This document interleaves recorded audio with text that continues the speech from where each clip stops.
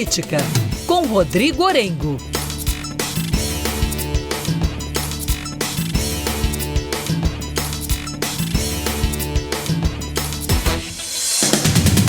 Quatro horas e 27 minutos, estamos de volta com Entre Nós e de volta a Brasília, agora para falar com o Rodrigo Orengo. A oposição adiou o começo, do pedido de abertura de uma CPMI para investigar as fraudes no INSS. O Rodrigo Orengo explica para a gente essa história. A ideia é robustecer, ter mais assinaturas para deixar mais forte essa abertura desse pedido, né, Orengo? Boa tarde.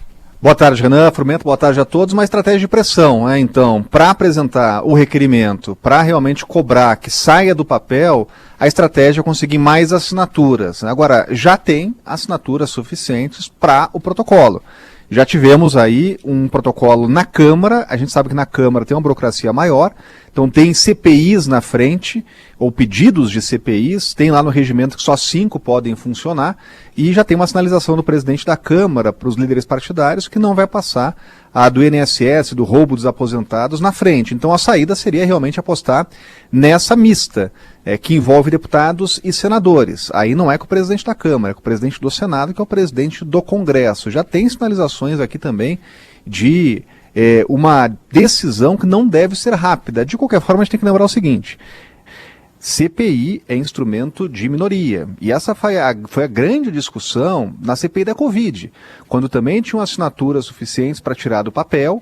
Na época o governo não queria, claro, uma CPI, assim como nenhum governo quer a CPI, mas na época a oposição, que hoje é o governo, foi ao Supremo Tribunal Federal para cobrar, olha, tem escopo, tem prazo determinado, tem lá insumo e tem assinaturas. Então a CPI tem que sair do papel. E naquela oportunidade foi uma decisão da Justiça para que a CPI saísse do papel. Então é difícil imaginar que um caso como esse não tenha desdobramentos no Congresso Nacional. A expectativa é que sim, tenhamos uma investigação. Falta definir aí qual vai ser o formato. Se vai ser só na Câmara, só no Senado ou uma CPI mista.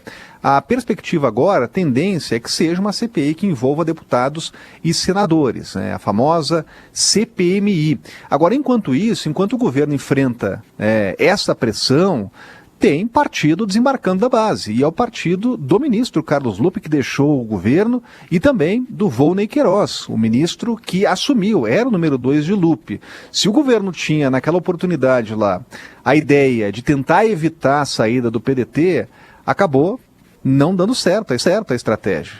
O governo tinha a opção, inclusive, de colocar alguém de fora, até para tentar afastar lá o PDT, que estava no comando do Ministério, quando esse escândalo surgiu. Optou por escolher o número 2, que inclusive participou de reuniões importantes em que alertas foram feitos de que o esquema já estava acontecendo.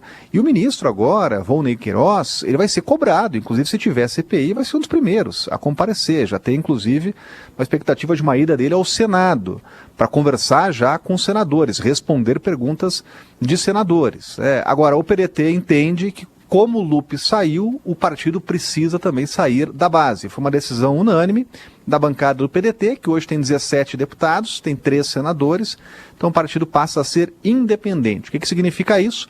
O partido não vai votar agora de forma alinhada mais com o governo, mas há uma avaliação interna aqui no Palácio, até porque tem lá um ministro ainda do partido no governo, que na maioria das votações o PDT deve ainda estar com o governo, mas mostra, claro, uma fragilidade aí na base do governo. Um partido que historicamente está alinhado ao PT e está nos governos do PT, agora se declara independente, assim como outros partidos aqui no Congresso. E a gente vai vendo aí um governo de partidos independentes, né, Orengo? Porque todo mundo tem ministério, mas todos se declaram independentes. É o caso do União Brasil, é o caso aí de outros partidos. PP Republicano também tem suas fatias ali dentro da máquina. Agora o PDT também entrando nessa, mas o presidente Lula também nem parece estar muito preocupado com relação a isso, né? Porque a reforma ministerial que tanto se falou nem saiu do papel. Pois é, e o presidente opta por fazer mudanças dentro do PT. A última mudança no ministério foi de uma ministra do PT para outra do PT, que foi no Ministério das Mulheres, ontem aqui em Brasília. O PDT da mesma forma, quando se esperava que o governo abrisse mais espaço, abrisse mais o leque para os partidos de centro, para o centrão, isso não tem acontecido. Então o governo está hoje com uma base que é frágil no Congresso Nacional. Você estava lembrando do Republicanos, tem outros partidos também, né? Você citou aí o União Brasil e o PP, que estão agora numa federação que envolve 109 parlamentares. E mesmo com ministérios, mesmo com espaços de poder dentro do governo, são parlamentares que não votam com o governo, né? Tem que contar nos dedos. Realmente, quando precisa dessa bancada, o governo enfrenta dificuldades. Então, na prática, aquele velho presidencialismo de coalizão, que bastava entregar ministério, emendas parlamentares, cargos para conseguir lá uma garantia de votos no Congresso Nacional, isso não existe mais. O governo tem que negociar pauta a pauta, projeto a projeto, inclusive individualmente com parlamentares para conseguir aprovações aqui no Parlamento. Perfeito, Orengo. Obrigado pelas suas informações, pelas suas análises. Até amanhã. Até amanhã. Valeu. Valeu.